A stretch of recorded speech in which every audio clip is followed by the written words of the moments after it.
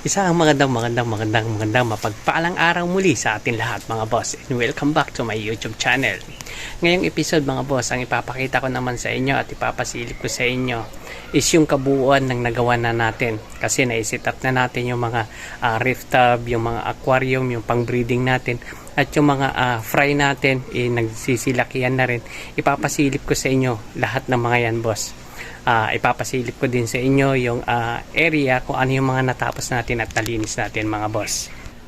So kung nakikita nyo mga boss, dito sa bandang aking likuran ay nandyan po nakaset up yung mga ating mga reef tub. So nandyan na rin po yung mga alaga nating isda at yung mga fry natin na nagsisilakyan na rin dyan na rin po sila.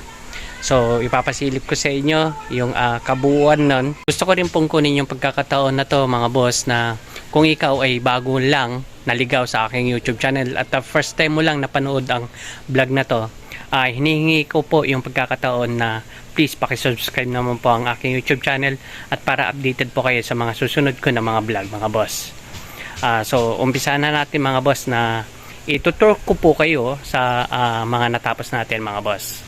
So ayan mga boss, umpisa na natin na ikutin yung area na to para maikumpara natin yung ginawa natin last episode 8 na naglinis tayo dito, kumpara ngayon na kahit papano naayos din naman natin at nalinis natin tong area na natin kung saan tayo nagfa-farm ng ating mga alagang isda mga boss. So ayan mga boss, kung nakikita nyo tong area na to, dati is talagang napaka daming damo, madaming dahon, masukal tong area na to. Ngayon is nalinis naman natin, nawalisan natin.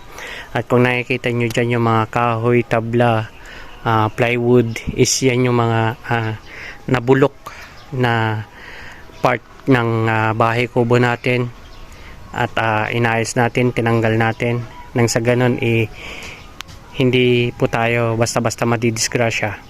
So kung dati nakikita nyo po itong area na to is sobrang dumi, sobrang masukal, ngayon po kahit papaano naayos naman natin. Kung titignan nyo, pinaplano ko nga po na itong area na to is lagyan ng bakod, lagyan natin ng harang at dito tayo mag-aalaga ng mga alagang manok. Kung nagkaroon tayo ng konting budget, kahit papaano pwede tayo mag-alaga dito ng mga manok at at the same time pwede nating isama din dito yung alaga nating pato. So kaninang morning nagwalis ako at ito yung nakuha ko. Everyday ganito karami yung nakukuha nating mga tuyong dahon sa pagwawalis natin. So ayan na po, naglagay na rin ako dito ng duyan. At ganito yung duyan na binili natin kasi mas maganda sa likod dyan. Kahit papano nahanginan yung likod natin. So hindi basta-basta mainit yung katawan natin. So andito yung mga alaga na nating isda. So ayan po sila.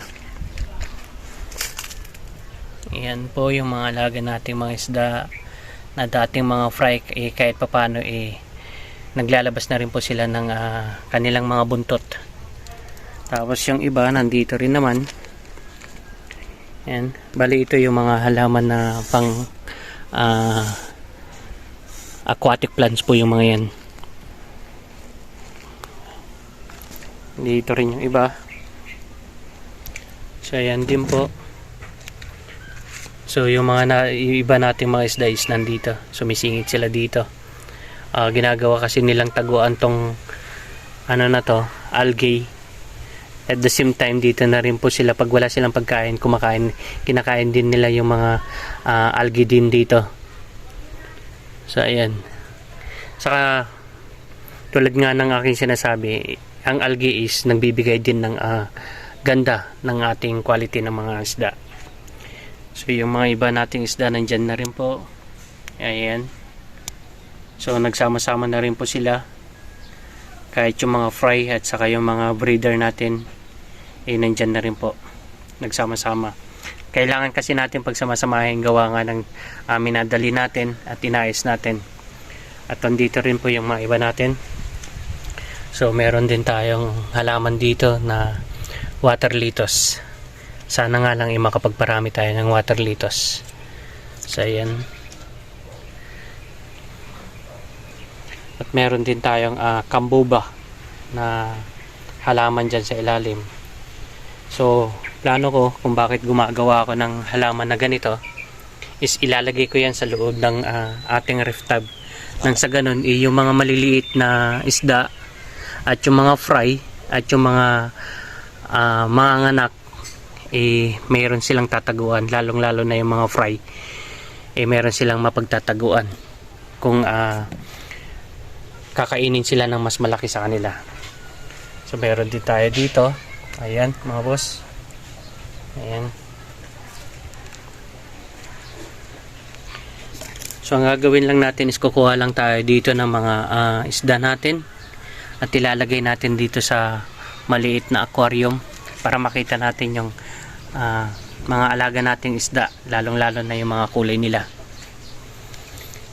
Ayan.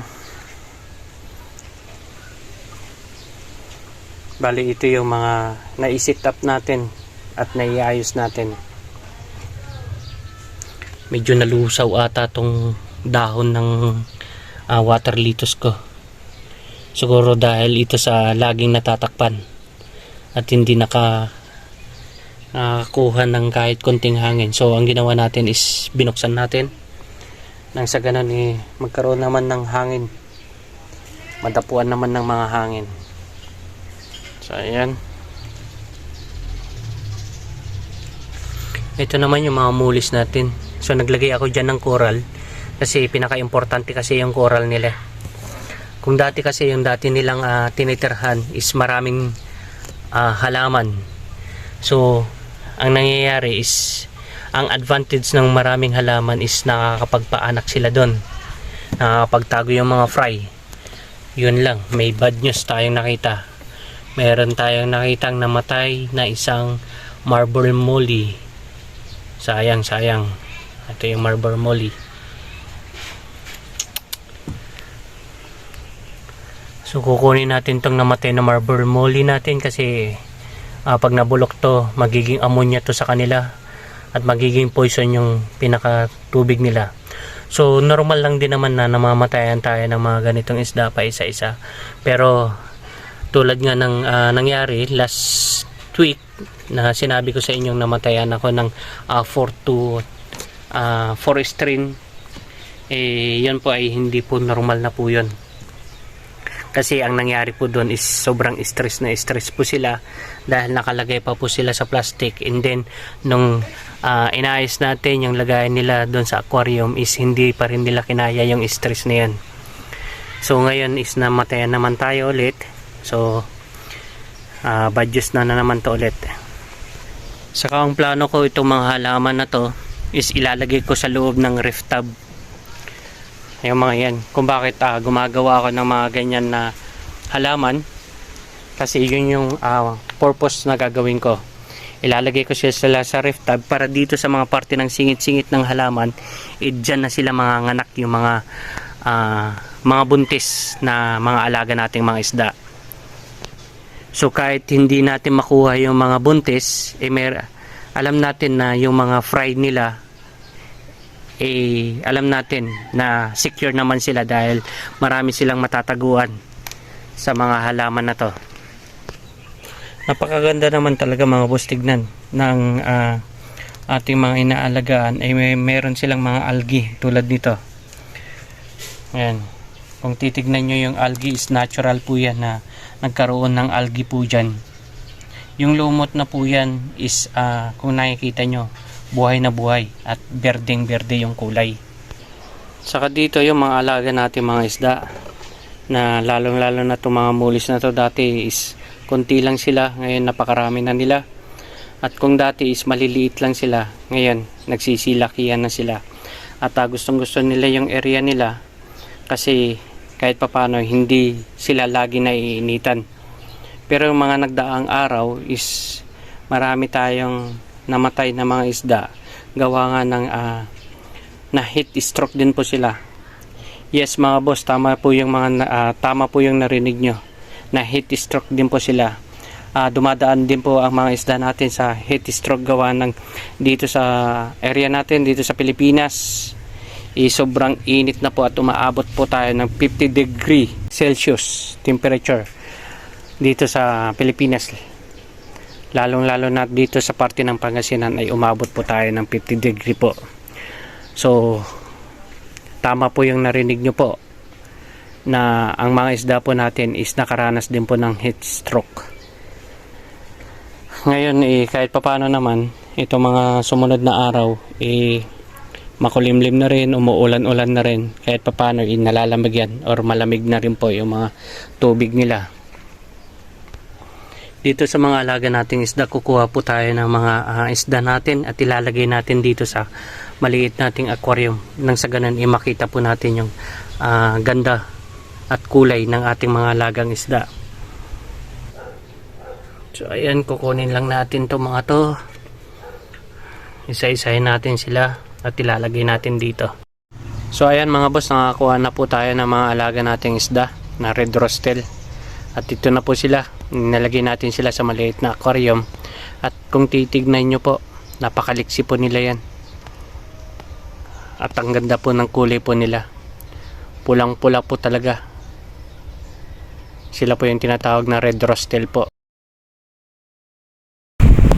So ayan mga boss, tignan nyo din naman ang cobra blacktail natin. Kung makikita nyo po ang ating alagang mga isda ay unang-una nyo pong mapapansin dyan yung kanilang mga buntot na black po yung kulay po talaga nila, at sunod po nyong mapapansin dyan yung kanilang balat. Kaya tinawag po silang cobra blacktail gawa po ng yung balat po nila is snake skin po talaga at yung kanilang buntot ay itim, kaya tinawag po silang cobra blacktail po. 2.5 na aquarium natin dito natin sa loob, sinet up. Bali lahat po ng to is pang breeder po natin. So ayan po yan. So nailagay din naman na natin yung air pump nila, ayos naman. Ayan. So maayos naman silang lahat. At ito nga pala yung shrimp natin. Medyo napansin ko na wala yung mga shrimp natin. Tingin ko hindi sila nakasurvive. Wala pa ako nakikita kahit isang shrimp na nabuhay or nakasurvive. Tingin ko namatay sila dahil sa heat stroke din or hindi nila kinaya. Meron pa pala isa. May nakita tayong isa, pero hindi ko alam kung mapaparami natin yan. Gawa nga ng hindi natin alam kung babae yan or lalaki. So wala din naman tayo nakikitang kasama niya. So hayaan na lang natin yan na mabuhay siya na mag-isa niya. Pero hindi natin alam, sana mayroon din siyang kasama, babae or lalaki, nang sa ganun makapagparami pa naman sila. So mayroon din tayo dito ng red dragon snake skin. Ayan po. Sana tuloy-tuloy na yung pagdami din ng mga to. At tuloy-tuloy na sana wala nang mamamatay na mga alaga nating mga isda mga boss. Medyo madami-dami nga lang tayong aayusin pa. Pakonti-konti sana maayos din natin. At meron din tayong isang aquarium dito na may sira. Sa mga susunod na araw ayusin din natin. Kasi kung napapansin nyo, bali natanggal na po yung isang side po niya. Naalis na po sa pagkakadikit. So natanggal to, nasira to nung nag-transfer po kami ng mga isda dito. At transfer po namin yung mga ibang gamit dito.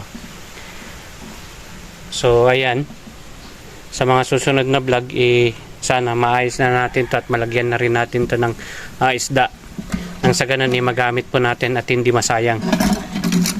So ayan mga boss, bago natin tapusin ang vlog na to, gusto ko din pong ipakita sa inyo na mayroon tayong mga kasamang bata na nakapanood ng ating vlog at yung iba ay nakapag-subscribe na rin. At nakisuyo sila na kung pwede daw ay makita din nila yung mga alaga nating isda.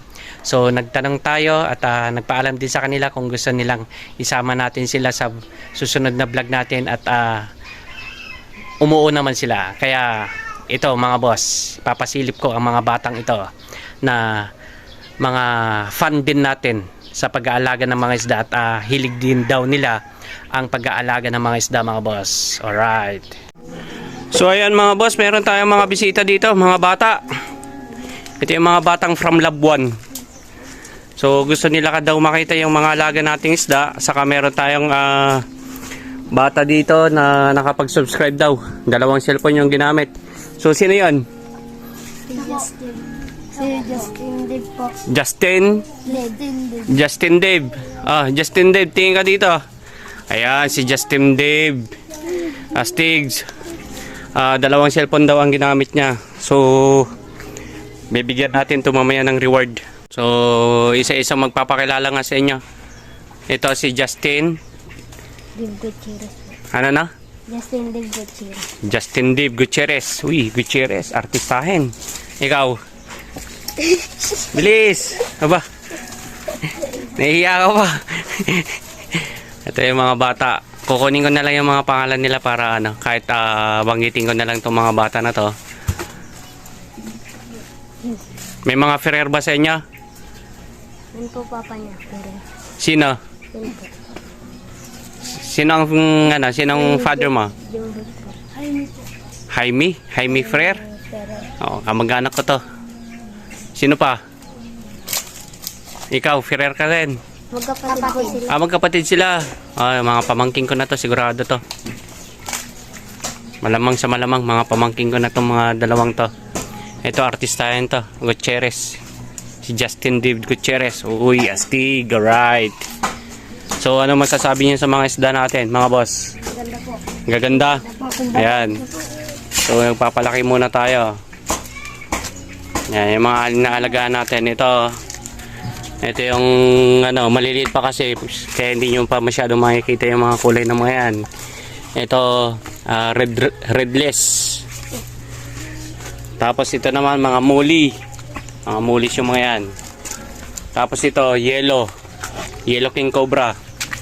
Ito, it's BRRT. Ito yung mga red rose tail. Kung nakikita nyo yung kulay niya. Ayan. Tapos meron tayo dito. Yan yan. Yan mga inaalagaan natin. So mahilig din kayo sa mga isda. Opo. Yan. Opo. Ito, king cobra, cobra blacktail. Yan, kung nakikita nyo, yung mga yung katawan niyan, yung mga katawan niyan is, kita nyo, parang, di ba, parang snake skin yan. Cobra blacktail yan. So, marami tayong inaalagaan yan. Meron pa tayong iba dyan, pero nakatago. Paparami pa kasi tayo eh. Kaya sa mga susunod na vlog natin, maraming madadami itong mga batang to. Alright. So, salamat sa inyo. Okay na, bye-bye na sa video. Bye-bye. Bye-bye. Okay. So, ayan mga boss, dito na po magtatapos ang ating vlog sa ngayon. At gusto ko din pong kunin ang pagkakataon na to para i-shoutout po ang mga kaibigan natin dyan sa parte ng Abu Dhabi. Shoutout po kay Ate Lini Tanson, kay Kenneth Padilla, kay Perdi Tisalona, kay Chris Lagunwen, Cas Lopez Pascua. Shoutout din po kay Richard Dayaw, kay Robel Soriano, Darwin Kalansanan Solweta, Jesus Arboleda. Shoutout din po sa inyo. Lahat po yan is nakabase po yan sa Abu Dhabi City. Shoutout din po kay Norman aka Batang ng Alwada Mall. Shoutout din po sa iyo. At especially din po, shoutout din po kay Mark Anthony Manandeg na pinsang ko. At kay Arpli Aliano. Shoutout po sa inyong dalawa dyan. Alright. At shoutout din po kay Dan Binosa at kay John Joseph De La Cruz. Shoutout po sa inyo at maraming salamat po. Gusto ko rin din pong kunin ng pagkakataon na to sa mga hindi pa po nakapag-subscribe sa aking YouTube channel. Please, pakiclick po ang subscribe At pakiclick na rin po ang notification bell para updated po kayo sa mga susunod ko na vlog. Maraming salamat po. Paalam!